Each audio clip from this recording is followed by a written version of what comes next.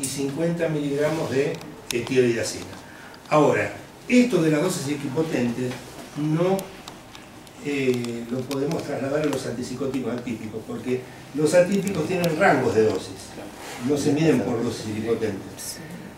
Risperidona, para esquizofrenia, 2 a 6 o 2 a 8, ya nos pasamos de 6 miligramos. Olanzapina, 10 a 20. Aripiprazol, Gabriela Juffe también escribió en el PROAPSI, yo le recomiendo el PROAPSI, que es este programa de actualización en psiquiatría.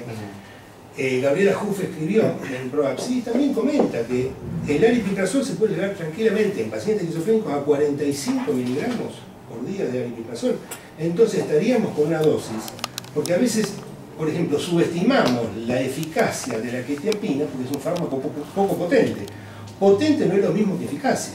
Potente habla de la dosis, o sea, la inversa de la dosis. Cuanto más potente es un fármaco, menos dosis necesitamos. Haloperidol, 1 miligramo equivale a 50 de clorpromacina. Un fármaco poco potente requiere altas dosis para lograr un efecto antipsicótico. Es el caso de la quetiapina, que para una esquizofrenia se puede llegar a necesitar 600 o 800 miligramos, hasta 800 miligramos, ¿no es cierto? Hay un tema que hoy no vamos a tocar, que es no corresponde al curso de psicosis, pero que es la eficacia de los atípicos en todo lo que es la bipolaridad, tanto en manía como en depresión bipolar, ¿no es cierto? Me fui del tema, o sea, lo equipotente es útil teniendo en cuenta cuáles son las dosis equivalentes en los antipsicóticos típicos. Para los atípicos tenemos los distintos rangos de dosis. ¿Cómo elegimos en general? Porque digo, la pregunta es, ¿cómo elegimos? ¿Por qué vamos a elegir la olanzapina y no la aripiprazol si la olanzapina metabólicamente tiene más efecto dañino que otro? ¿Por qué elijo tal o cual, digamos? ¿Es normal lo que hacemos nosotros? Que decimos, por ahí en la sala decimos, bueno, no, pará, funciona con la olanzapina, ¿de dónde lo sacamos? O funciona con risperidona, ¿de dónde sacamos esos datos? Digamos? Niveles de evidencia, ¿no? Pero por ahí experiencia, más trayectoria. Claro, la risperidona se lanzó en el año 93, después de la clozapina, fue el primer atípico. Olanzapina en el año 96, serían los dos después de la clozapina que se lanzaron al mercado, tienen muchos años, 20 años la risperidona, 21 años. Por la experiencia, por la trayectoria que tienen, pero lo fundamental, ¿qué criterios tomamos en cuenta nosotros para elegir un antipsicótico? Todos los autores hablan de preferencia del paciente. Si ese paciente tuvo buena respuesta al haloperidol, nosotros no lo podemos decir, o familiares, no podemos decirle al paciente, no, mire, hay un fármaco nuevo, no le vamos a dar haloperidol porque hay un fármaco más moderno. No, sería un error grosero. Si ese paciente elige un fármaco porque en algún momento no provocó una alta tasa de efectos adversos, también es un criterio de elección. Si ese paciente tiene una historia médica con familiares diabéticos o con hipercolesterolemia, no vamos a elegir olanzapina. Ahí tenemos, digamos, la elección pasaría por el aripiprazol, entre otros, digamos, ¿no es cierto? O risperidona y quetiapina, que van a provocar menos síndrome metabólico que la olanzapina, ¿no es cierto? Los criterios son varios: preferencia del paciente, antecedentes médicos del paciente, antecedentes familiares médicos del paciente, historia médica del paciente, qué trastornos, si tiene o no trastornos metabólicos, si tuvo o no síntomas extrapiramidales con haloperidol, y no elegiríamos risperidona, por ejemplo, que es el más típico de los atípicos, ¿no es cierto? Si tuvo un aumento de prolactina, tampoco elegiríamos risperidona. O sea que hay varios criterios, pero en principio, a tu pregunta, la evidencia a partir de todos los estudios que se hicieron desde que aparecieron los atípicos, es que todos los atípicos tienen la misma eficacia, excepto la clozapina. Wow. La diferencia está en que muchos de los colegas elegimos o eligen risperidona o olanzapina por la trayectoria que tienen. Tienen más años en el mercado, mucho más experiencia en el mercado y con los pacientes. En la clínica tienen más experiencia, ¿no es cierto? Pero estaría mal llegar a 45 miligramos de aripiprazol en un paciente esquizofrénico. Puede tener respuesta. Y supongamos en un brote agudo de primera vez, ¿no? Digamos, ¿ahí qué elegimos? Porque en la guardia normalmente dicen, bueno, para haloperidol no, porque digamos, no sabemos cómo va a reaccionar, la primera vez virgen, entonces elegimos olanzapina porque pensemos que es más incisivo. Digo, ahí vos, ¿qué harías? ¿Cómo? Bueno, yo tengo diapositivas para ver qué hacemos en un primer episodio. Lo vemos. Está bien. Ahora lo vemos. ¿Está? Bueno. Yo quería leer Sí, una sí, cosa. sí. Después te mostré a vos Sí, esto. sí. No sé si podés referirlo. Sí. Lo que me interesó es que tiene muy buena lista de las interacciones que tienen algunos fármacos. Estudios genéticos. Estudios genéticos para un Ok. paciente referido a cada uno de los psicofármacos que se utilizan. Entonces, de acuerdo con el perfil genético, se habla de que este fármaco para este paciente no conviene por tal cosa, este otro no conviene, y esta es una vieja aspiración, porque es bastante claro, un metabolizador rápido, un metabolizador lento, no anda, y por eso un metabolizador ultra lento y no anda, y este es rápido y le doy y se come. Es interesante, muy interesante. Por ejemplo, también lo tengo en algunas diapositivas, por ejemplo, pacientes que no responden a la clozapina. Habría que ver si lograron concentraciones plasmáticas que lleguen por lo menos a 350 nanogramos por mililitro. Porque puede tener dosis altas, pero ser un metabolizador rápido. Y no llega a los 350 nanogramos por mililitro que requiere el tratamiento de esquizofrenia, aunque tenga dosis muy elevadas. Bueno, eso tiene un costo. Y tiene un Esto costo. sale más o menos 7.000 o 8.000 pesos. El estudio de los antidepresivos para un paciente. Es una cifra. Sí. Claro. Una cifra grande. Una cifra. Claro, pero bueno, con eso tenés, sería muy bueno que eso pudiera ser a nivel Esto masivo. dentro de unos años vamos a estar sentados. Y claro, y se va a poder hacer en hospitales públicos, que Claro. sería deseable. Y eso se lo hacen afuera, ¿no? No, No, acá lo hacen y se manda a procesar a Estados Unidos. En un psicofármaco a la vez tuvimos una clase. Vinieron la gente que lo va a hacer. Y vino la gente que lo hace. Qué bueno. Estuvo bueno, estuvo Muy bueno. bien. Y lo mandan a Estados Unidos. Sí. Algunos mandan a Estados Unidos y otros los hacen acá. Claro. La verdad es que había un par de... Pero en general la mayoría de está haciendo algo de psiquiatría. Sí. Creo que la- Lo de psiquiatría sí, pero Sí. algunos que no son de psiquiatría sí están acá. Es muy interesante también, ¿verdad? Una proyección, una anticipación que nunca la tenemos. Doctor, ¿el aripiprazol es agonista parcial o me equivoco? Es agonista parcial. No será ese, muy tirado de los pelos lo que digo, pero para filosofar, el motivo por el cual fue el único de los antipsicóticos que tuvo alguna respuesta por algún agonismo que los demás no tienen. Vos decís en esta paciente. En esta Claro. Y podría ser, lo que pasa es que las expectativas que nosotros tenemos, a veces en relación al correlato que hay entre el mecanismo de acción y la clínica, muchas veces nos deja muy descolocados, porque las expectativas son muy grandes, pero bueno, sí, entonces por este mecanismo de acción quizás, a veces la clínica a veces es lejana en relación al mecanismo de acción, ¿no? Sería deseable que siempre hubiera un correlato, Claro. ¿no es cierto? Pero bueno, uno podría pensar, vaya a saber qué pasa. Yo les traje también un ejemplo clínico del uso de aripiprazol en una paciente para evitar un efecto adverso. Me gustaría que lo podamos ver. ¿Eh? Bueno, vamos a ver antipsicóticos, porque hasta ahora los casos clínicos en realidad no eran psicosis, entre comillas, no eran trastornos psicóticos, a menos que esta paciente tenga la comorbilidad de esquizofrenia con epilepsia, ¿no es cierto? Bueno, estos son Delay Deniker, hubo, uno de ellos era pariente o cuñado de Henry Laborit, que era un anestesista, que utilizó clorpromacina en la década del 50 y vio que los pacientes estaban muy tranquilos.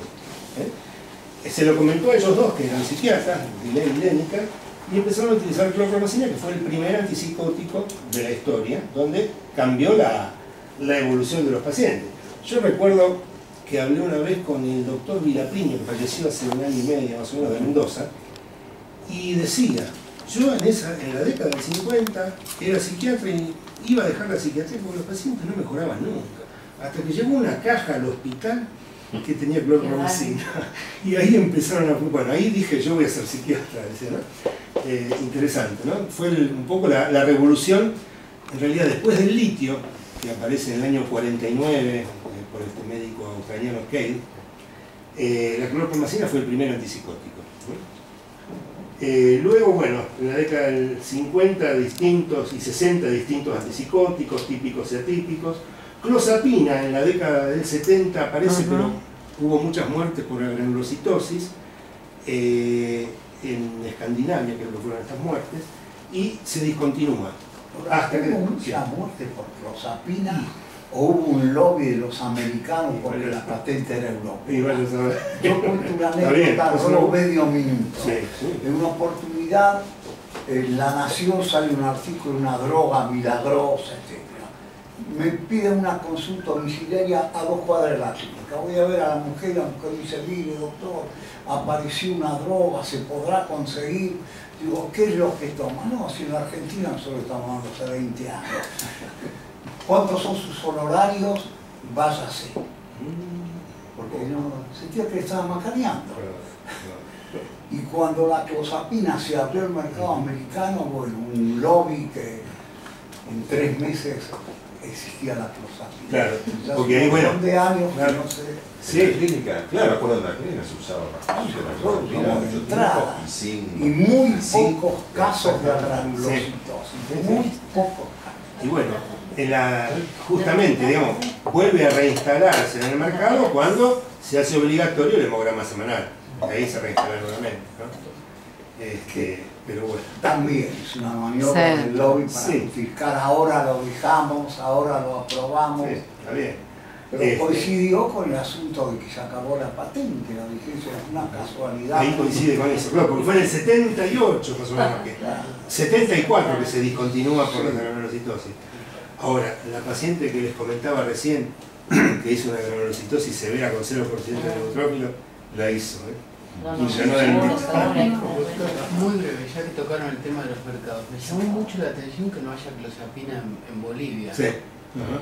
¿Es común que en países vecinos no haya? A nosotros también. ¿Debemos estar orgullosos de que la tenemos? No, ¿O? a nosotros también nos llamó, a Sergio y a mí nos llamó la atención, no sabíamos que no había clozapina en Bolivia. No sabíamos. Bueno, saber qué cuestiones de mercado se juegan ahí, ¿no? Es raro. Yo no sé si en algún otro país latinoamericano tampoco hay. ¿No? Pero bueno, nos llamó también la atención, ¿no? Esta se la llamó la década del cerebro, la que fue de 1990 al año 2000, surge de una iniciativa patrocinada por la Biblioteca del Congreso y el Instituto Nacional de Salud Mental de Estados Unidos. Su objetivo primordial era dar cuerpo a lo propuesto en la resolución 174 del Congreso de USA. Y, finalizado el plazo propuesto en el año 2000 para el conocimiento del cerebro, decían, no tenemos mucho que decir, salvo que el cerebro resultó más complejo de lo que esperábamos. Esas fueron las conclusiones de la década del cerebro. Era complejo. Bueno, década del 90, risperidona, olanzapina, quetiapina. Citracidona se iba a probar en el año 97 junto con la quetiapina, pero como vieron que prolongaba el intervalo QT, la FDA la frenó, tuvieron que demostrar que no era riesgosa para la vida, como la tioridacina, como la timosina, y recién se aprobó en 2001 para la esquizofrenia. Y después el aripiprazol en el año 2002 para esquizofrenia. Todos los antipsicóticos atípicos, excepto la clozapina, tienen aprobación de la FDA, o sea que tienen mucha evidencia para el tratamiento de la manía aguda. Todos, menos clozapina. Atípicos, atípicos. El haloperidol, que es un excelente antimaníaco, no tiene la aprobación. El único típico que tiene aprobación de la FDA es la clorpromacina, bueno, es una cuestión de la década del 50-60. O sea, No tiene aprobación por ahí porque nadie puso plata para... Claro. No, de todos modos hay un motivo clínico muy interesante. Si utilizamos haloperidol en una manía aguda, el paciente va a remitir la manía aguda. No podemos dejarlo en el mantenimiento porque lo va a deprimir. O sea que tiene un efecto depresógeno, por lo cual no sirve para el mantenimiento del trastorno bipolar, de la manía, digamos, ¿cierto? Y muchos de los antipsicóticos atípicos tienen aprobación para depresión bipolar. Yo dije muchos, es una expresión de deseo. En realidad tienen la quetiapina para depresión bipolar, la olanzapina asociada con fluoxetina y últimamente en julio del año pasado se aprobó, la FDA aprobó la luracidona, que es un antipsicótico que todavía no tenemos nosotros, que se aprobó primero en esquizofrenia y luego en depresión bipolar. Serían hasta el momento 3 antipsicóticos atípicos que tienen evidencia en el tratamiento de la depresión bipolar. Donde, bueno, en esta fase del trastorno bipolar no tenemos muchos fármacos que hayan mostrado eficacia, ¿no es cierto? Así que bueno, vamos a ver si... Bueno, distintos años de aprobación, esto lo pasamos rápido, les quería mostrar. Aquí está la eficacia de la luracidona en depresión bipolar, además de esquizofrenia, vaya a saber si lo tendremos nosotros rápido. Este antipsicótico es un antipsicótico atípico, aparentemente con buenas evidencias, ¿no? ¿A qué hora terminamos nosotros? Cuando quieras, o a las 9 y algo. ¿No diga algo? Bueno. 9:15. Como ya deben haber visto, el efecto antipsicótico se relaciona con el bloqueo de los receptores D2, pero no en cualquier área. Fíjense, en el área mesolímbica, que es el área que va desde el mesencéfalo, donde está el área tegmental ventral, que es una fábrica de dopamina, hasta el área límbica. El exceso de dopamina en este área mesolímbica es la responsable de los síntomas positivos, o sea, delirios y alucinaciones. Luego tenemos otra vía dopaminérgica, que es la nigroestriada, que va desde la sustancia nigra hasta el estriado, cuyo bloqueo de DOP va a provocar los trastornos del movimiento, fundamentalmente acaticia, parkinsonismo y trastornos del tono como la distonía aguda. Después tenemos la vía mesocortical. Acá en la esquizofrenia hay una paradoja, no hay mucha dopamina, hay poca dopamina en la vía mesocortical, y sería la responsable de los síntomas negativos de la esquizofrenia. Mucha dopamina en el área mesolímbica, poca dopamina en el área mesocortical. Hiperdopaminergia mesolímbica, síntomas positivos, hipodopaminergia mesocortical, síntomas negativos. ¿Bien? Y la vía túbero-infundibular, que va desde el hipotálamo hasta la hipófisis, cuyo bloqueo dopaminérgico de D2 va a provocar aumento de prolactina en sangre, hiperprolactinemia. El efecto antipsicótico entonces se produce por el bloqueo T2 en el área mesolímbica. Los típicos bloquean todos los receptores en todas las áreas. No hay discriminación de nada.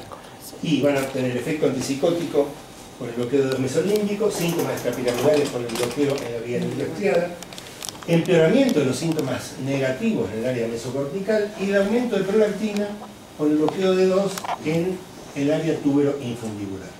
El antipsicótico ideal sería este, o sea, el que pudiera bloquear solamente los receptores de D2 en el área mesolímbica. Aparentemente se habló en un momento de que hay un antipsicótico que estuvo acá en Argentina y que se dejó, digamos, lo sacaron del mercado, que es la amisulprida, que actualmente está en Europa y se considera un atípico, aunque es viejo, porque atípico no es sinónimo de nuevo, puede ser atípico y viejo y puede ser típico y nuevo. ¿Cuál era la marca comercial? En orden se llamaba, todo junto. ¿Es parecido a la insulina? Es parecido, pero No, tenía otras indicaciones. Aparentemente, por ejemplo, hablando con Rodolfo Zaratiegui, él decía que lo usaba mucho en pacientes afectivos, que mejoraba algunas depresiones, pacientes deprimidos que no respondían al antidepresivos. Aparentemente, la amisulprida tiene un bloqueo de D2 en el área mesolímbica que sería específico de ese área solamente, aparentemente. Así que bueno, de acá lo sacaron al mercado, yo curioseé, hablé, en la época que lo sacaron al mercado, hablé con el médico asesor del laboratorio y le pregunté por qué, si en Europa estaba considerado un atípico excelente. Me dijo, y bueno, acá los psiquiatras argentinos no lo usan, nosotros somos una empresa. Lo que no prende, no se vende. Como no se vende, me dijo, nosotros somos una empresa, así que lo tuvimos que sacar al mercado. Claro, tianepino. Es formidable. Estimulante. Alcohólico es formidable. Claro, para alcohólicos, claro. Estimulante de recaptación. Y para alcohólicos, muy eficaz. Pusimos a maestría, había una muchacha que era la gerente de producto. Yo le dije, y como no prendió, no se gastó un mango más en propaganda. Flavia, claro, sí. Claro, sí.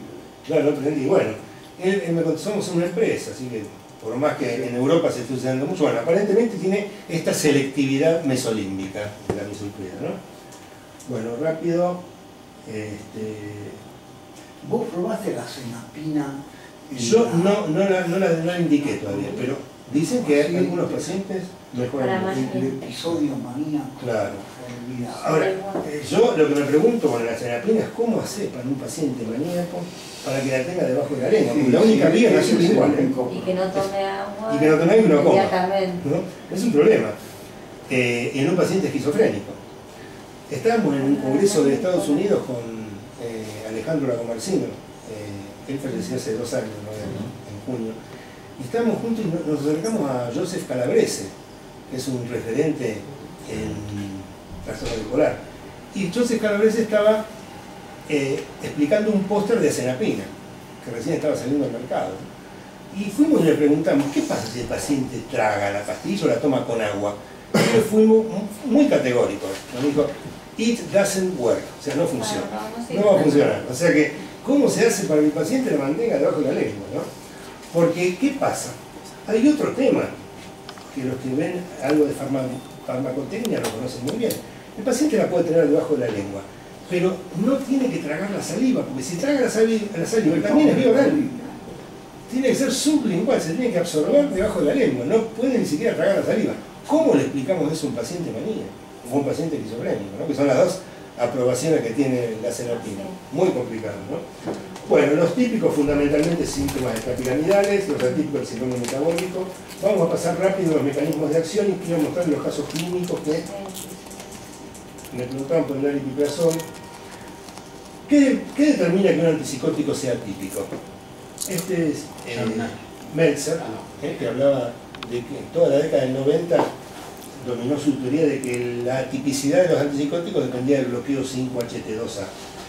Y después, en el año 2001, aparece este señor que es Kapoor, donde él dice, no, la tipicidad no tiene que ver con el bloqueo 5-HT2A, tiene que ver con la velocidad de disociación. El atípico se disocia rápido, por lo tanto no distorsiona la neurotransmisión dopaminérgica. Y lo publicó esto en el American Journal, ahí tienen, abajo, acá, clozapina, que es patrón de los atípicos, cuando llega la dopamina se separa del receptor. Y acá el haloperidol, patrón de los típicos, cuando llega la dopamina se queda pegado, no se disocia. Entonces los típicos se quedan pegados, en cambio los atípicos se separan rápido, se disocian rápido del receptor. ¿Cierto? Esto es más grande, el dibujo. Y esta rápida disociación, acá tenemos el haloperidol, que es un típico, se disocia lentamente. Los atípicos se disocian rápidamente. ¿Cuál es la importancia clínica de esto? Esto lo conocen muy bien los neurólogos, especialistas sobre todo en movimientos anormales. La quetiapina junto con la clozapina son los atípicos que más rápido se disocian del receptor B2. En un paciente con la enfermedad de Parkinson, cuando tiene síntomas psicóticos, clozapina y quetiapina son los que más rápido se disocian del receptor B2. Cuando un paciente tiene enfermedad de Parkinson y tiene síntomas psicóticos, el fármaco de primera elección es la quetiapina. Justamente por esta rapidez en disociarse, en separarse del receptor B2, por lo tanto no va a distorsionar la transmisión dopaminérgica. ¿Está bien? El haloperidol mejoraría los síntomas psicóticos, va a empeorar el Parkinson, ¿no? Porque distorsiona la neurotransmisión dopaminérgica. La quetiapina llega al receptor, bloquea en relación a los síntomas psicóticos, pero se separa rápido y no se distorsiona la neurotransmisión dopaminérgica. Este es el motivo por el cual haloperidol sería una mala indicación en un paciente que tiene Parkinson y síntomas psicóticos, y quetiapina sería la primera elección. Los especialistas en movimientos anormales nos dicen, la quetiapina es la primera elección. Si no funciona quetiapina, la segunda elección es clozapina.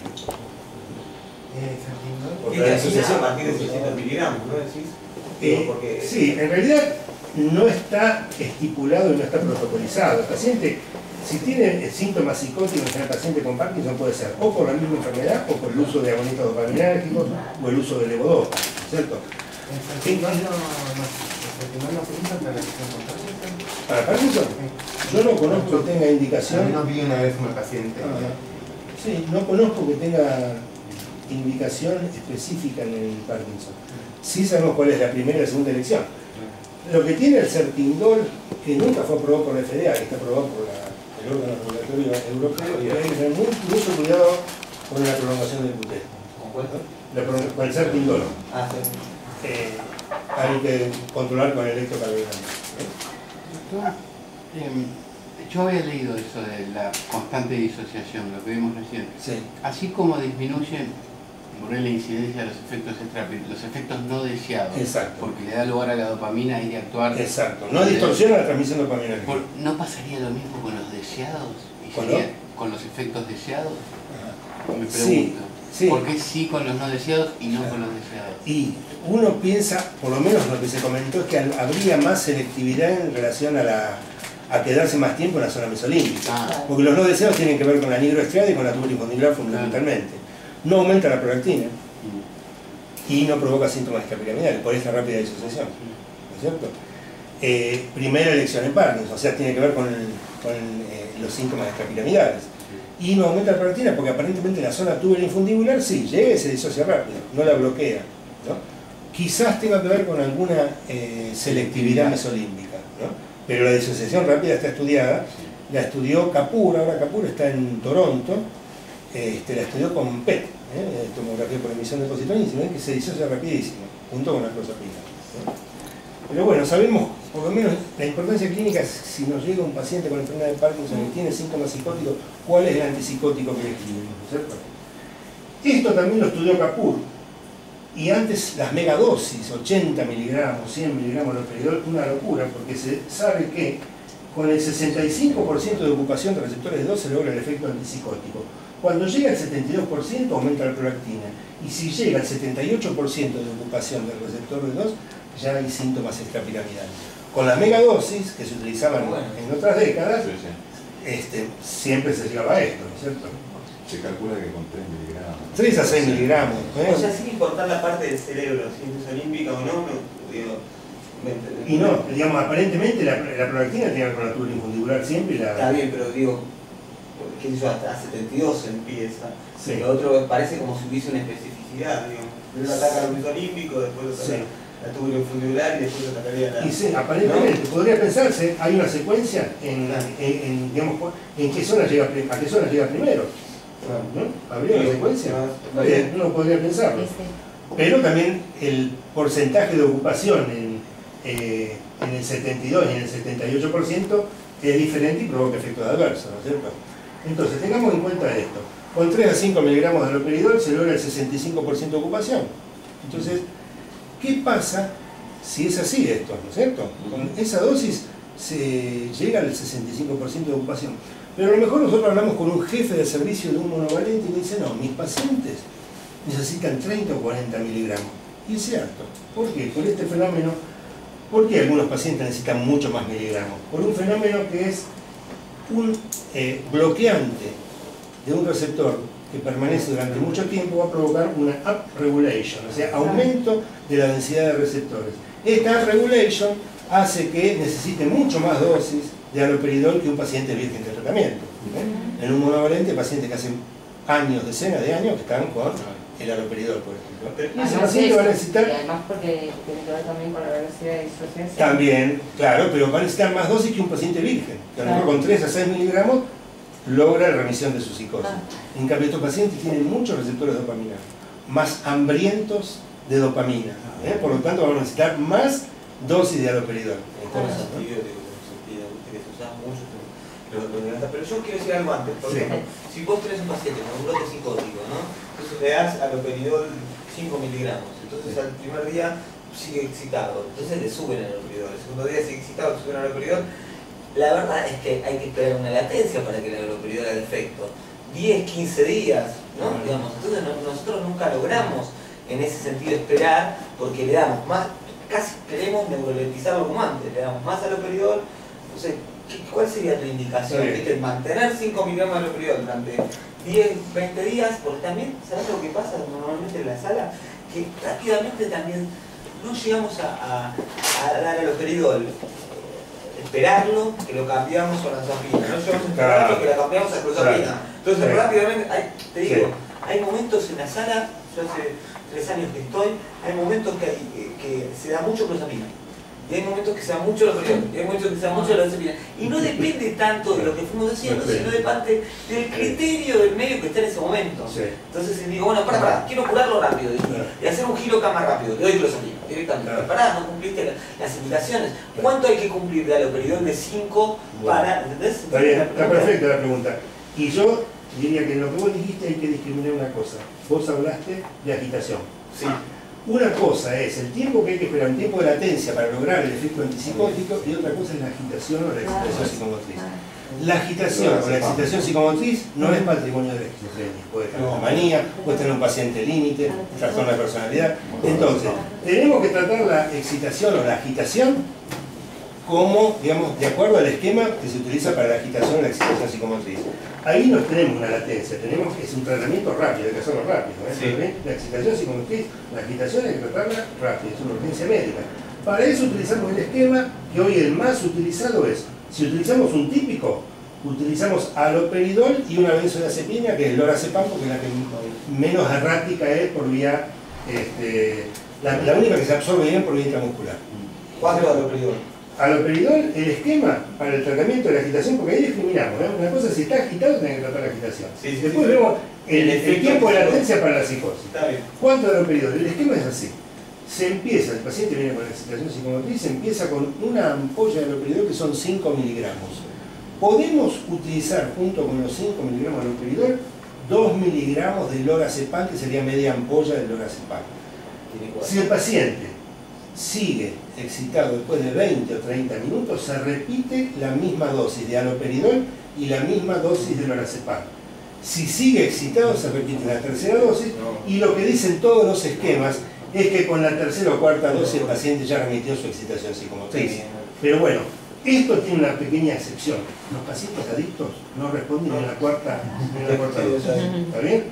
Porque los pacientes adictos son muy refractarios en la excitación psicomotriz. Muy problemático. Entonces, una vez que remitió la excitación psicomotriz, sí, el efecto antipsicótico, o sea, su delirio y sus alucinaciones, vamos a tener que generar tiempo de latencia.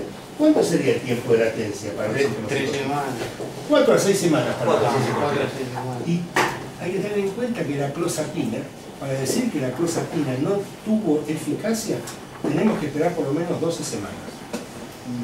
No son las 6 semanas de los otros O sea, antipsicóticos. lo primero es por la sedación, por el efecto sedativo. Claro, Sí. que es, digamos, no sería efecto antipsicótico, Sí. ¿no es cierto? Sol. Pero para decir, no, este paciente es resistente a clozapina, no respondió a clozapina, por lo menos 12 semanas, que sería la respuesta máxima para los síntomas psicóticos. Y en el mientras tanto, Sí, algo, mientras tanto, algo para sedar. mientras tanto, nosotros tratamos los síntomas que puedan acompañar esta psicosis. Si el paciente tiene insomnio, benzodiazepina. Si el paciente está excitado, el esquema de la excitación psicomotriz. Pero lo que va a tardar es el efecto sobre los síntomas positivos. Con cualquier antipsicótico, 4 a 6 semanas. Con la clozapina podemos llegar a esperar 12. No quiere decir que siempre sean 12. Puede responder rápido. Pero siempre teniendo en cuenta que hay que titularla muy lentamente. ¿Cómo? Vamos cerrando en 10, Lalo. Diez Vamos minutos. cerrando en 10 minutos, digo, Sí. para... Bueno, tenemos 10 minutos. Porque Ah, sí, el tema es que se va... Bueno. Por ahí hay algo especialmente que quieras decir. Es que está muy buena la clase. Está muy buena. a ver, no, yo les quería mostrar después que tengamos tiempo para ver, por ejemplo, me preguntaban cuándo se usa el aripiprazol para un efecto adverso y por el mecanismo de agonismo parcial, digamos, ¿no? ¿Qué hacemos? ¿10 minutos de descanso? ¿Sí? No. 10 minutos. Ah, 10 minutos ahora. Espera, 10 10 minutos. minutos, bueno, perfecto. Vamos a ver. Bueno. El problema con los atípicos del síndrome metabólico, ¿no es cierto? Cuando el paciente tiene 3 o más de estos, se considera que tiene síndrome metabólico y por lo tanto mayor riesgo cardiovascular.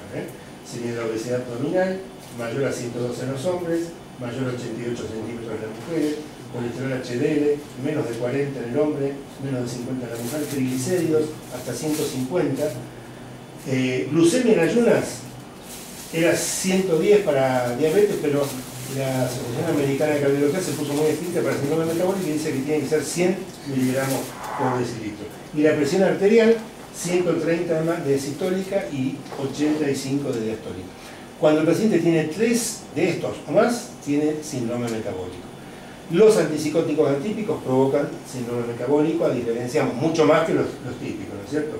Hubo un consenso de expertos ya hace 10 años, en el año 2004, donde una revista de psiquiatría, que es el Journal of Clinical Psychiatry, y una revista sobre diabetes, hicieron un consenso sobre los antipsicóticos atípicos.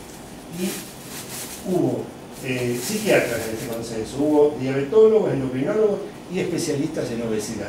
¿Qué dijo este consenso? Clozapina y olanzapina a la cabeza, tanto en el aumento de peso como en el riesgo de diabetes, como en el empeoramiento del perfil lipídico. ¿Tá? Aumento de triglicéridos, aumento de colesterol, risperidona y quetiapina en un nivel intermedio para todos los parámetros metabólicos. Y como decían antes, aripiprazol y ciprasidona son los que menos provocan síndrome metabólico. yo recuerdo siempre un ejemplo del caso clínico, un paciente que tiene antecedentes familiares de diabetes. El paciente es obeso y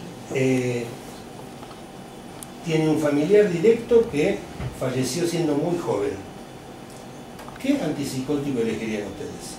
Entonces, paciente obeso, antecedentes de diabetes en la familia, y un paciente y un familiar directo muy joven, fallecido muy joven. ¿Qué elegirían ustedes?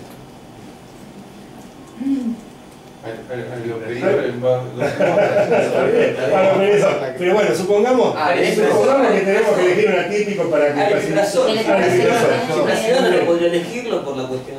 ¿Por qué no podría? Bueno, muy bien. En general, el antecedente de muerte joven, de un familiar joven, nos puede estar hablando de una prolongación del QT congénita. ¿No? El paciente no va a decirnos que tiene una prolongación del QT congénita,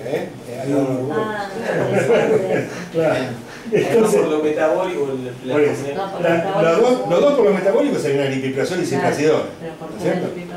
Pero ¿por qué aripiprazol y no ciprasidona? Justamente por la muerte del familiar joven. Si no, podríamos pensar en ciprasidona también. Y si está muy deprimido. Quería decir esto. Sí. La olanzapina es un fármaco que genera aumento de peso porque despierta el apetito.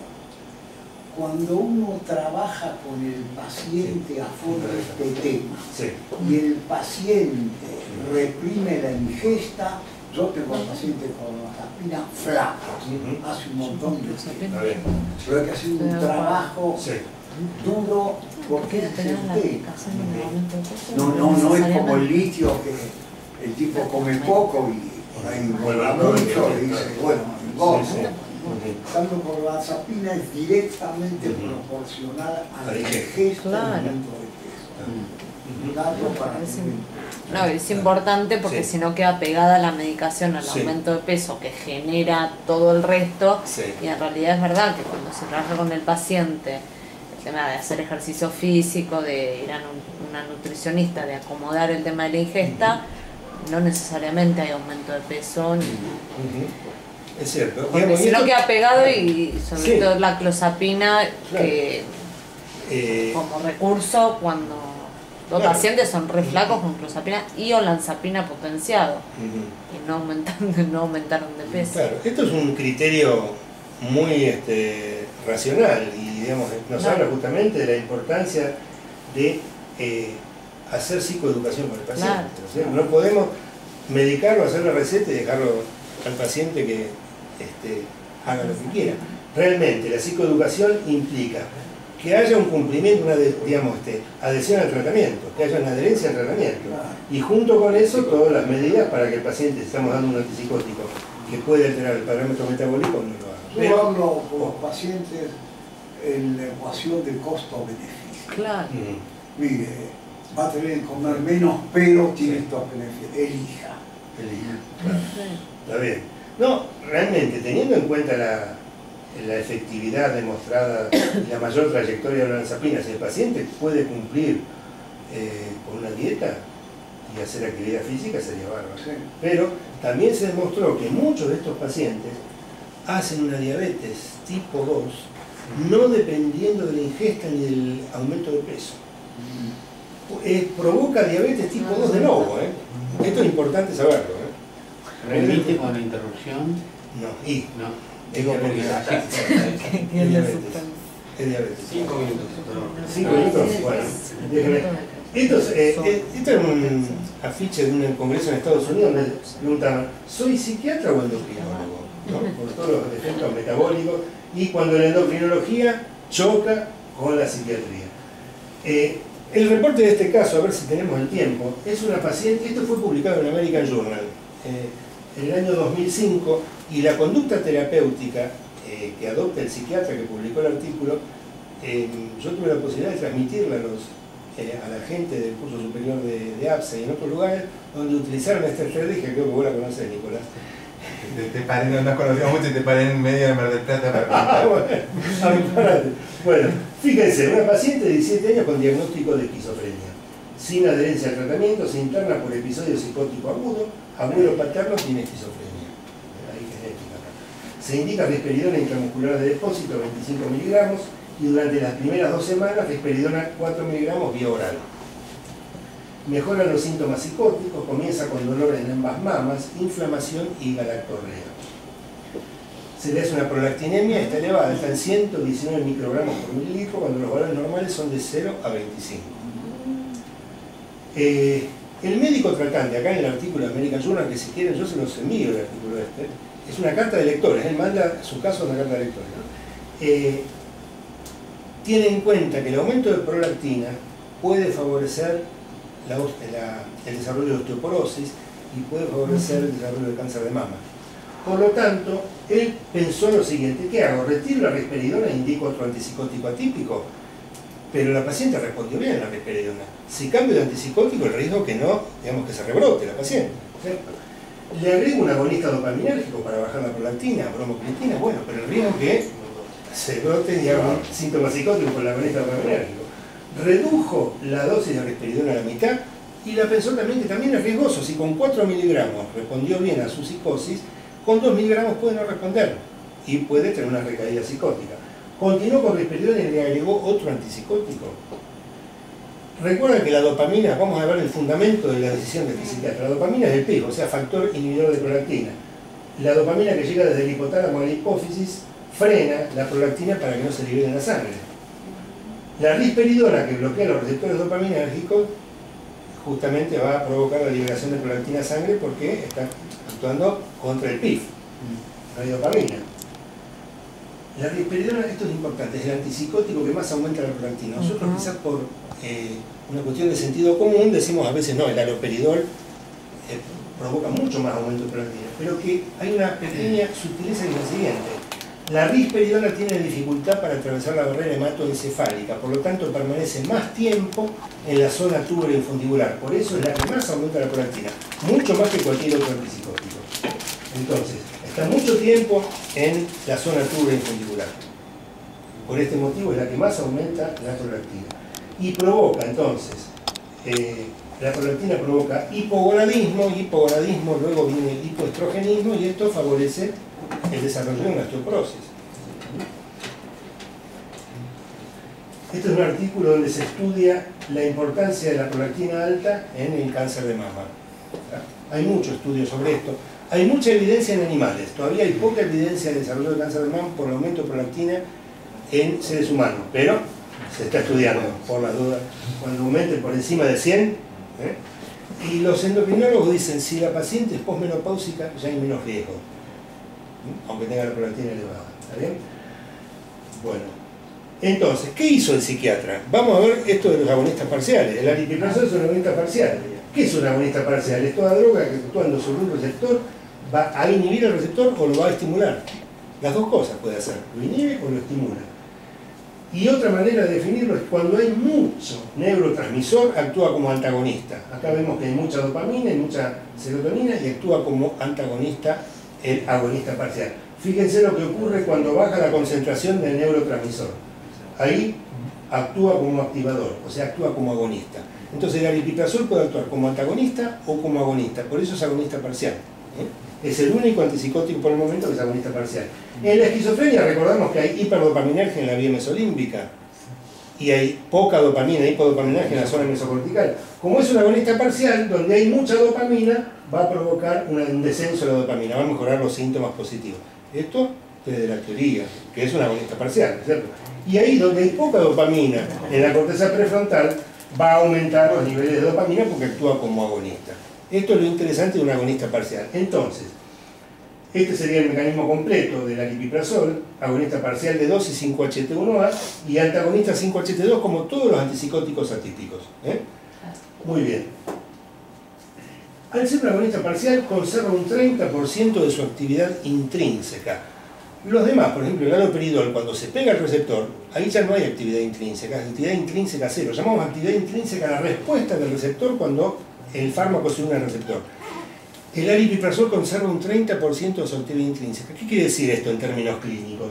Que algo de dopamina va a llegar a la hipófisis, por lo tanto, es el único antipsicótico que puede llegar a disminuir los niveles de prolactina.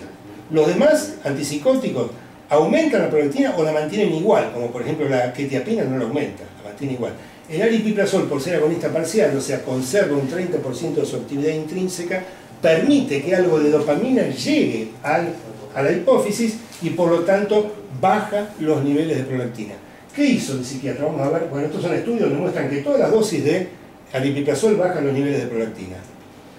El psiquiatra lo que hizo es, continuó con risperidona y le agregó otro antipsicótico, le agregó aripiprazol 15 miligramos a los 4 miligramos que tenía risperidona. Permaneció con risperidona y a los 12 días los niveles de prolactina estaban en 18 microgramos por mililitro. Recuerdan que estaban en 120 y pico, ¿no? Esta es una estrategia para bajar los niveles de prolactina, donde no estamos utilizando un agonista como la bromocriptina, estamos utilizando un antipsicótico. ¿Está bien? La paciente se externó y siguió con risperidona 25 miligramos cada 2 semanas y aripiprazol 15 miligramos por día. O sea que esta es una estrategia posible para reducir efectos adversos, en este caso la hiperprolactinemia. ¿Está bien? Una preguntita última respecto a la aripiprazol, que estaba pensando que, sin embargo, a pesar de ese efecto agonista parcial, en la práctica no mejora los síntomas negativos de la aripiprazol. No, los negativos no. Pero al ser agonista, pero en teoría debería hacerlo. Mira, hay cuestiones. Yo tuve la posibilidad de hablar con un especialista en movimientos anormales excelente, que es el doctor Hershani. Yo le pregunté, ¿el aripiprazol como agonista parcial no estaría en el mismo nivel que la quetiapina para el Parkinson con síntomas psicóticos? Y uno de la teoría puede decir que sí, pero en la clínica empeora el Parkinson, por ejemplo. Otra cosa, el aripiprazol baja la prolactina, pero por ejemplo es uno de los que más producen acaticia. Siendo atípico, hay una alta incidencia de acaticia. Mucha acaticia con el aripiprazol. ¿Está bien? Bueno, tenemos que ir. Bueno, ¿cerramos acá? Cerramos. Pero quiero decir algo antes, que digamos, de alguna manera Rafa había dicho que en uno de los mails de las clases, digamos, estaría bueno de producir casos clínicos con lo que fuimos dando en las clases. Creo que esta fue la más, digamos, es la que se acercó mucho a tener casos, la primera que se acerca mucho a tener casos clínicos. Debe ser un poco porque la farmacología nos permite esto y hay mucha prueba y error. En la clínica nos es mucho más difícil también, digamos. Me parece que en la clínica, tanto psicoanalítica como en la clínica psiquiátrica, habría que los docentes que vengan tendrían que ser con mucha experiencia, ¿no? Con 20 años de psiquiatría, por lo menos, ¿no? Y esto no somos eso nosotros todavía. Pero bueno, te queríamos agradecer porque la verdad sin saber hiciste esto que yo no me esperaba esta clase, donde hay 3 casos clínicos y donde... Hay más, hay más, pero tuvimos tiempo. Bueno, pero digo, 3 casos clínicos donde empezás a explicar, digamos, posibles estrategias. Así que la verdad que te agradecemos mucho, un aplauso para Rubén. No solamente quedaron pendientes algunos casos clínicos, sino que hay una diapositiva que mandó Rafa el otro día sobre la conveniencia o no de seguir el tratamiento de mantenimiento. Es interesante para discutir en otro momento eso, porque está muy bueno y está también un link con de Incel, que justamente avala lo que dice este artículo. ¿Se sigue o no se sigue con el mantenimiento en la esquizofrenia? Esto es un tema está en un artículo por día. Eso claro, sí, yo traje una diapositiva que hablaba de eso también. Sí, van a faltar oportunidades. ¿Viste lo del artículo por día? Pueden mandar, necesitamos